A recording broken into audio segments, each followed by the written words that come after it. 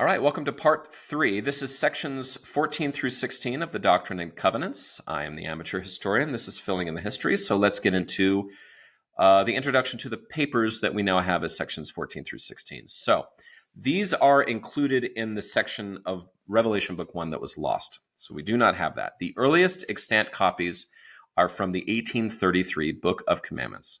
So, and they also appear, all of these appear in the original Doctrine and Covenants, which was printed 2 years later in 1835. So 14, 15, and 16, as we have it now, were originally chapters 12, 13, and 14 in the Book of Commandments. As we have it now, again, 12, 14, 15, 16, there was actually sections 39, 40, and 41 in the original Doctrine and Covenants. But these Book of Commandments sections, or chapters, as they call them then, are the earliest extant copies of these revelations. We assume that they were in Revelation Book 1 because they are in the index, but they were just somehow taken out and now lost to us. So these 3 sections are given basically at the same time to the Whitmer family. We have, I think the first one goes to David Whitmer, the second one goes to John Whitmer, and the last one goes to Peter Whitmer. I could have that wrong, but I believe that's what it is. So the historical introduction behind this. Cowdery informed Whitmer that he intended to go to Harmony to see Joseph Smith about the plates. On his journey, Cowdery stopped in Fayette to visit Whitmer and promised to write him regarding what he learned. Cowdery sent at least 3 letters to Whitmer from Harmony, the last of which directed Whitmer to bring his wagon to Harmony and move Joseph and Cowdery to Fayette. So if you remember from a previous section, what they had done to this point in terms of Book of Mormon translation is they had translated the Book of Mosiah all the way to the Book of Moroni, and then he basically writes him a letter and says, "Bro, can you pick me up?" Which is maybe an exact quote. We got to head over to Fayette, New York. It's getting a little rough over here. And once they get to Fayette, they do First Nephi through Words of Mormon. So that's where that letter is. So continuing on. Aided by what they considered divine manifestations, the Whitmers quickly became followers of Joseph Smith. There's a whole story about that. David Whitmer later recounted that during their journey to Fayette, he, Cowdery, and Joseph Smith briefly encountered a, quote, pleasant, nice-looking old man, whom Joseph Smith identified by revelation as a heavenly messenger transporting the plates. Whitmer also recalled that soon after their arrival in Fayette, his mother, Mary Musselman Whitmer, was met by the same old man who showed her the plates. So if you'd like to know, Mary Whitmer, apparently, was shown the plates. So we have the 3 witnesses and the 8 witnesses, but there were some other people who saw these things. And that's from their own records. So again, take it as it is. Joseph Smith's history recorded that David, John, and Peter Whitmer Jr. became our zealous friends and assistants in the work. And being anxious to know their respective duties, and having desired with much earnestness that I should inquire of the Lord concerning them, I did so, through the means of the Urim and Thummim, and obtained for them in succession the following revelations, referring to this revelation and the June 1829 revelations directed to John Whitmer and Peter Whitmer Jr. The 5 revelations dated June 1829 are presented herein in the order found in the index to the Revelation Book 1. That's why it's maybe a little different. So that's where we get it from. That's how we get them and why we have them. So let's just go one by one. Section 15, Introduction. So that's a lot of what we get from Section 14. And because these are very short sections, and because they are almost identical, quite frankly, this will, again, be kind of brief.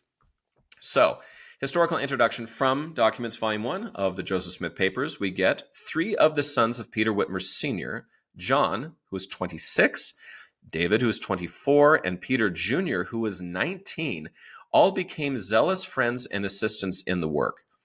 Peter Jr. and David were baptized sometime in June 1829 in Seneca Lake, New York, and John was probably one of those baptized the same month.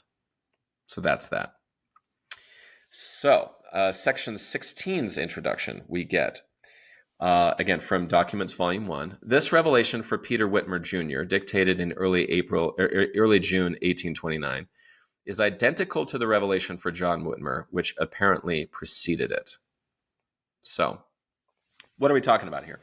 They there was like they had to have their field plowed, and they woke up the next day and it was like plowed and done, and they saw that as a divine manifestation, so that they could assist with the work that Joseph was doing. And again, they housed the translation of what we would now call the first portion of the Book of Mormon, First Nephi through Words of Mormon. And in that same location, the church was organized. So there's a lot of very important things going on here. And they felt, and they had these various experiences like miraculous chores being done and work being done for them that liberated them to be able to be a part of it. They saw that as divine, and they wanted to kind of learn what their portion was. And there's two instances, and this is 15 and 16, where the Lord does the same thing. Again, if you sort of from a believer's perspective, the Lord kind of gives these revelations and says, I'm going to tell you something that nobody else knows. So he did this to Oliver Cowdery.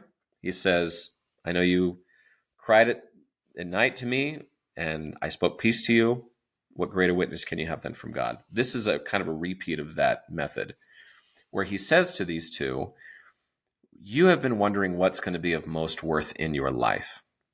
And the answer comes to bring souls to repentance, right? To bring people to Christ, and the implication from obviously a Latter-day Saint perspective is to have them join this church and this movement and have them believe. And so this is these two scriptures are often quoted when it comes to members of the church, especially full-time missionaries or people who have special callings in the church, that this is a very worthy pursuit of your time. And these are very short sections. But that's basically what they are told is, I'm going to tell you what's most worth in your life. And I know that this method is still used in today's church, where people will say like, what's the most important thing I can be doing with my time on earth? So the aftermath of this is from sections 14 through 16. David Whitmer becomes one of the three witnesses to the Book of Mormon. And by extension becomes those three witnesses actually called the original 12 apostles, which include future presidents of the church. So he's a very important figure because of that. John and Peter become two of the 8 witnesses.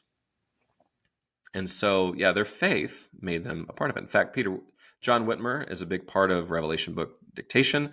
And he also has his own section of history in our Histories volumes in the Joseph Smith Papers. So that is the Whitmer family. And these are very short sections. Again, trying to just dictate what's of most worth. And this is how we got them. So in our very last part, we're going to be going into section 17 of the Doctrine and Covenants, and a little bit more about the three witnesses and what that all means, and why that's so important to the publication of the Book of Mormon. So we're kind of coming to the end of the Book of Mormon being this main theme underlying all of this early church history stuff that we've been talking about. So stay tuned for part 4, and we'll see you then.